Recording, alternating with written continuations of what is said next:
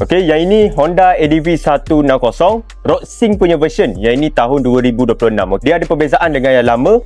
Jom kita tengok video dulu. Okey, dari segi design banding dengan yang lama memang tak ada apa-apa perbezaan. Cuma dekat belah kepak kiri dengan kanan ni dia ada macam airflow sikit dekat sini. So macam aerodynamic sikit lah. Satu lagi extra handsome. Sebab dia guys, kenapa dia panggil Honda Road Sync? Tengok dia bagi apa. Meter TFT dengan harga mahal memang dia kena bagi TFT. Okey, yang ini complete ada Honda Road Sync. Korang boleh pakai navigation, okey? Boleh connect music, notification, okey, dengan yang lain-lain lah. Korang nampak tak? Handle belah kiri ni, dia dah siap bagi button lah dekat sini untuk korang analog function dia tadi tu, Honda Road Sync tu. Kalau korang tengok, handlebar dia dah tukar warna. Aku suka warna bronze Dia nampak extra premium. Guys, warna rim dia pun cantik. Warna dia sama dengan handlebar juga warna bronze. Suspension pun tetap sama, cuma kali ni dia bagi warna hitam. So dia lagi nampak smart guys. Okay, untuk warna pula guys, dia ada bagi dua warna. Satu dark grey ni, satu lagi warna bronze. So aku rasa ni memang upgrade yang patut dibuat oleh Honda. So macam mana guys? Yang berminat jangan lupa tekan button apply dekat bawah. Korang boleh cepat-cepat masuk order tau.